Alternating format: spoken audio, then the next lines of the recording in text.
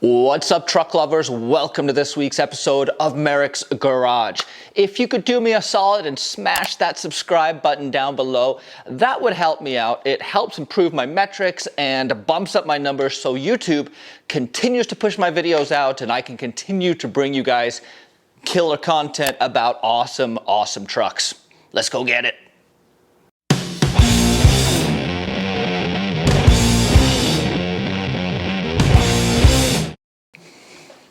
If you guys have followed my channel for any length of time, you will know that it has been a wild and crazy ride. I started about 7 years ago in a dirt strip on the side of the road, building my K30 Blazer. Fast forward, I'm now in my own 700 square foot shop that has given me the opportunity to rebuild this Suburban behind me. I've put 1-ton axles in, a Cummins 6BT, a Tremec TR4050, 38-inch tires, boxed the frame, everything's been painted and coated, and this thing is ready to start doing some damage out there on the open road. It's been a wild year. The channel has grown well. The business with my brackets that I produce for the Squarebodies has gone crazy. And I really didn't envision having this build done already. It seems like it's gone on forever, but when I look back at when I started, this has really only been a 6-month build. And I've done it all with my own hands. I've had very little help. There is nothing that I have sent out to get done on the truck. Duke, my buddy, did come by and set up the front gears for me. And I think that's about it. So I am super stoked on what I have been able to accomplish. But this isn't a session about me bragging about what I've done. No. I was talking to my brother last night about the channel, and he was just... He was telling me how stoked he was for me and how it was really progressing, but he did mention that it just feels like so out of reach. And I reflected on that for a while because I thought, it doesn't seem out of reach to me. Like, I still feel like I'm a neophyte, like I'm a beginner, like I'm still learning, because I've done it all throughout. I've been slowly growing and self-taught, self-learning, everything that I've done. And so I guess I want to reframe my abilities as very attainable to everyone out there. That is the thrust of my channel. I know that it can seem overwhelming and intimidating, but keep in mind that this has been a 7 to 8 year process. The skills in the beginning I had were mediocre and average at best. And I have improved some. I've still got a lot to learn. But essentially, it's just been a matter of patience and time. So if you're looking at this build going, geez, man, I could never do something like that, that is 100% false. The only thing stopping you from doing a build like this, and I know everyone's going to say, what about money? What about this? Hey, we all have those challenges. I didn't have the money to build this when I first started, so I did a lot of Craigslist and junkyard cruising. I found parts that were used and I would refurbish them and sell them or use them in the build. And yeah, it took a lot of time and effort that wasn't directly invested in wrenching on the builds.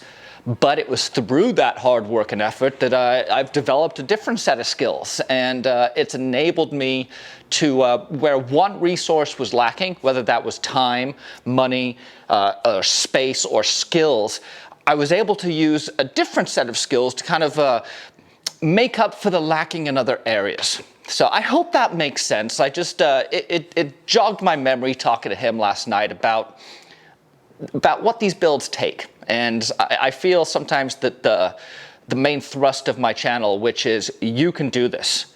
This is something that the average guy can get done because I'm the average guy. I feel like that message may have been lost in the mix a little bit. So I did want to circle back and say, you got this. You can do it. You can build a killer truck. You just got to buckle down, commit, and get it done. Anyway, I've been getting it done for the last 2 weeks since I brought you guys the video saying, I have 3 weeks left to finish this build. Well, it's not finished and it hasn't burst into flames yet. I do have surgery next week to fix my numb, throbbing, painful arms. And I'm happy where the build is. Would I have liked to drive it out of here? Absolutely. Did I think that was kind of a long shot? Yeah, if I'm being honest, I most likely did. But what I have been able to do is focus on what was necessary in the heavy lifting area.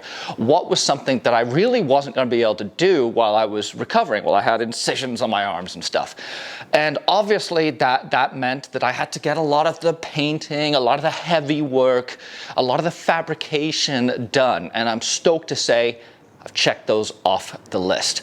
I do have a lot of small things, plumbing, wiring, running cables, just little things like that I'm not too worried about. They're gonna take time. They're gonna take some effort and energies, but they're not as labor intensive as some of the other stuff I've been doing. So let's jump in. I'll walk you through what we've got done, what's left to do, and we can give each other a virtual high five. High five. This is gonna be a major milestone. I'm gonna start spraying the lizard skin underneath the truck today. Now, before you see it, it's not as stripped as I would have liked, but I'll explain why. Let's get to the back and I'll kick over some lights here. I mean, it's about honestly as good as we could have got it without spending the next 3 weeks working on it. I mean, this stuff just does not come off. We've tried thinner, we've tried scraping, we've tried wire wheel. And my theory is at this point, if it's not coming off with all of those things, it's not coming off. So I'm gonna spray over this. As much as I don't want to, I don't really have much option. I gotta get this done. And it is honestly like the important parts underneath all this is where I'm worried about it sticking, and I was able to get a lot of it off. I'm pretty sure I have some sort of factory bed liner on here or undercoating. It is so thick that when you hit it with a wire wheel, you're basically just melting it and splattering it everywhere. So, yeah, I mean, working on this little panel here probably took 20 minutes to get it to look like that. And all the nooks and crannies, well, I just don't know. So let's spray it. I have 4 gallons of lizard skin sound control, and I think this is gonna be plenty to do what I wanna do. Got the bucket of water to clean off the mixer. I've got my spray can, everything that it comes with is right here. I've set the compressor to 75, which is where it likes to be. It's time to finish reading all these instructions and just start spraying.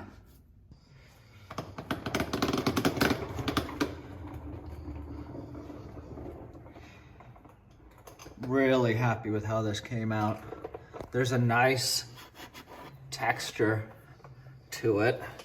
It adhered super well, and it actually does make a substantial difference in the sound generation. Yeah. It was a lot of work, but I'm pretty happy with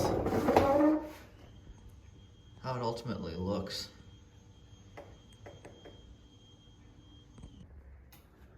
Okay, let's walk and talk, and we'll discuss what still needs to be done and what I have accomplished. Well, you can see the rear end is all buttoned up. I do need to swap that bolt out, but I've got shock mounts in, brake lines are in, breather lines in, fuel lines run, fuel tank plumbed.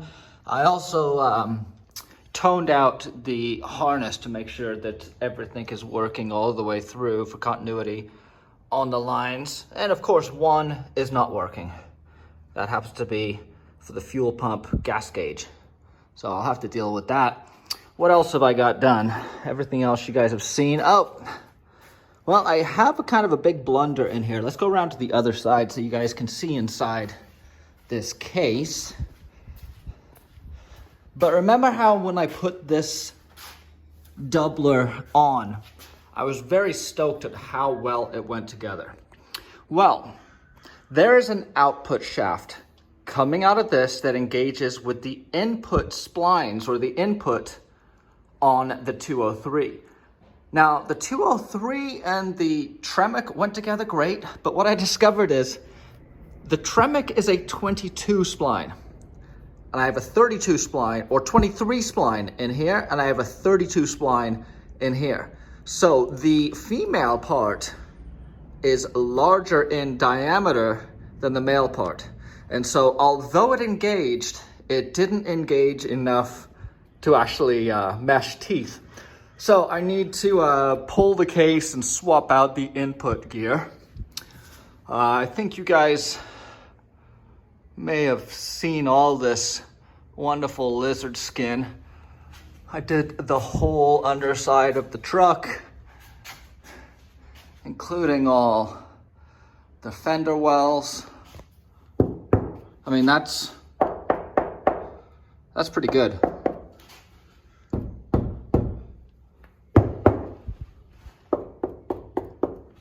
Yeah, I mean, listen to that. And moving forward, what else did I get done? Up front, I've spent a lot of time working on my accessory drive. This is a mid-mount AC compressor. I have a high mount alternator, which came with the wrong mount, so I have to swap that out. I cut up the alternator support bracket from Cummins, and I'm gonna put some more pieces in here to support that. And then I need to add the tensioner down here and move this plate in. I'll probably cut and weld it back together in there. And then I can throw the belt on and accessory drive will be done. I got my EGT plumbed. I have all the AFC controller work done. So that's gonna be governor springs down in here, fuel foot in here, and I removed the fuel plate because I'm running the AFC live. So that will give me adjustability to pre-boost fuel delivery and fuel pressure. I got to research it some more. And then moving up, the whole engine bay came together great. I replaced the, what is that, the evaporator? I think it's the evaporator in the factory, as it was pretty old and tired. Not to mention I broke it. And then look at all this. And then what else did I do over here? Here's my inner liners. They have been sprayed with lizard skin. This is what the lizard skin goes on like. And it will dry. In fact, I think you can see here a couple of little cracks. That's, I think, from me spraying it too thick. So I backed off on the gun a lot this time, and I don't really have many areas where it's cracking like I have had before. And then I also did the core. So the core support has been hacked, and I've got that Rob Bonney intercooler brace and got the intercooler installed. Very cool about this guy is the intercooler, the radiator, and the condenser are all gonna fit. And I've got the Windstar fans, the dual fans coming. And man, I've been busy with brackets. Front seat brackets, rear seat brackets, and I've probably burned in, I guess, a dozen of each in the last week or two. A lot, put it that way. I dropped off a bunch for powder coating. And yeah, those are on their way out the door to those of you who have ordered them. So let's drop this body back down and just see how nice it's gonna look with the engine. When I started this build, I intended to leave the Cummins stock. And then I started doing more and more research, and I realized I'm not gonna leave the Cummins stock. At a minimum, I'm gonna do governor springs, probably a fuel plate. And that's exactly what I've done. So what you're looking at here, this is the AFC housing. Well, it's not the housing, but this is what the AFC mounts to. The famous fuel plate. And then over here,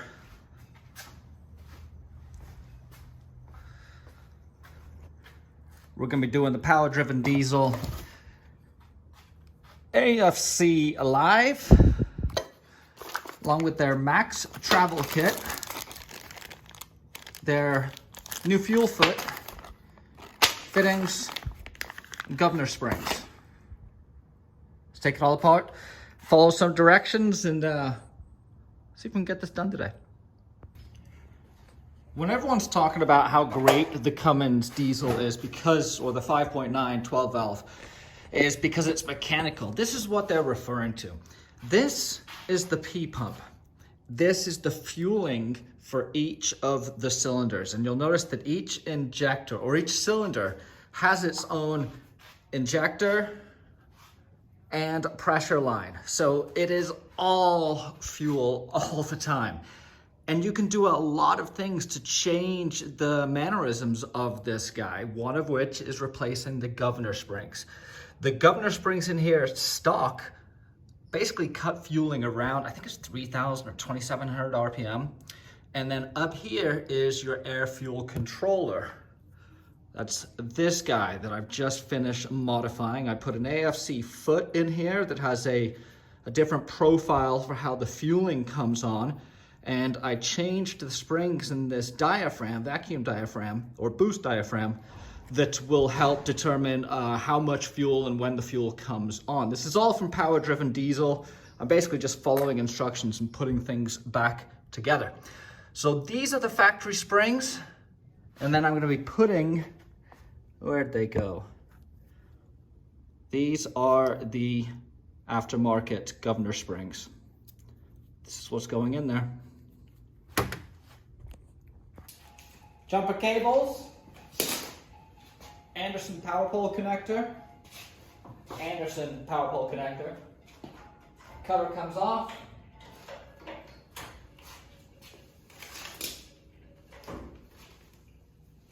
Jumper cables ready to go. Pretty cool. I'm making progress on reassembling the dash. I am lucky in the fact that this dash, it actually has not been hacked up. Much like the rest of this truck, it's in remarkable shape. Now, I've put all these in. This is for all the gauges. And but there was a bunch of ancillary stuff. I think most of it was for the brake booster they had. They had a trailer braking system on here that I pulled. So I'm slowly terminating and figuring out what is what in here. But here's a trick I picked up that helps me quite a bit. If I don't know what something is, I will Google the part number. Like, this is my power window relay. And I found that out by Googling that part number. And now I'll just mark it with some masking tape, and I know what that piece is. I've got a lot more to do, but it does help. I got the front quarters, firewall, and hood sprayed today with the lizard skin. Yeah, this came out good. I'm gonna need to hit it with the top coat tomorrow, and then body's pretty much done. Stuff sprays on pretty well. I'm happy with it. I'm getting close. I'm getting real close. That was done yesterday and today. And this is what I put on these guys. So let's spray these and see how they come out. So lizard skin is pretty good stuff. Lizardy.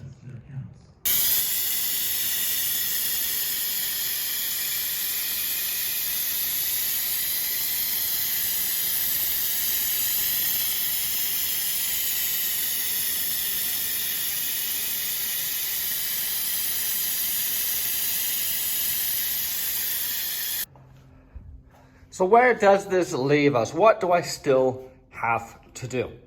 Well, I have a lot of buttoning up. I like to put this torque stripe on everything that is finalized. And as you can see, there's nothing on here that's finalized. I have a lot of wiring to do. AC, compressor, alternator, battery. What else do I have over here? Oh, my TAC module is gonna go all up into this. I've got to wire up all the heater lines. I've got to finish up the install on the core support, finish plumbing the lines for the brakes, or at least securing them, and then run all these guys. I've got my boost lines, fuel pressure lines, EGT lines, AFC lines, and then that's for the rugged radios that I just installed. I gotta connect up the throttle. That's gonna be coming in down here. I've gotta run all the air compressor lines. I think I'm gonna use that guy up there, that hole up there for that one. Gotta connect up the vacuum pump, radio. But that's pretty much it. Like I said, I got a lot of the big stuff done. And the big stuff is the stuff I'm not gonna be able to do when I'm recovering. So getting all that stuff behind me, I decided to start focusing on that and not worry about the little things, because the little things I can come and piddle around on. So what else have I done? Okay, that's done. That's done. That's done. That's gonna be easy to do later. The metal shifter floor is part of the body, so that will be done when I do the floor. Gotta add another cross member. I'm probably gonna do that tomorrow. Parking brake cable, I mean, that can wait. Reverse light's gonna be easy to hook up. Intercooler, I'm throwing that one over to my buddy Nick. I think he's gonna come in and do that for me. Fill it up with brake fluid, parking brake, front lighting harness. I've gotta do all that. Fill the fluids, paint the core and liners, that's done. Autometer power, that's very, very easy. You can see, yeah, I need to order an air filter, weld some shackles onto the back of the bumper. Yeah, heck yeah, that's manageable. I know the wiring inside is gonna be a little challenging. I'm still pulling a lot of stuff out of underneath the dash. There's a lot of stuff for cruise control and things like that I'm not gonna need. So let's just jump up and I'll show you guys the interior, because it came out so good. It's not finished, but it came out so good. As you can see, there's still a lot of stuff to come out from underneath the dash, but a lot of this is not gonna be necessary. There is my clutch pedal, and the brake and the gas is snuck up right there. I installed a new rugged radio, so I gotta finish wiring that. And then this company called Atoto sent me this guy, and I'm actually pretty excited about it. It's got Apple Play on it, and it's fully adjustable, so I can figure out how much depth I'm gonna need and what kind of rise and what kind of angle I'm gonna need to make that fit in there. So that came out really good. And man, look at those guys. That looks factory. Sitting right next to the AFC Live. I gotta say, you guys, this interior is so cherry. It really, really is a highlight of this build. Just being able to sit in here and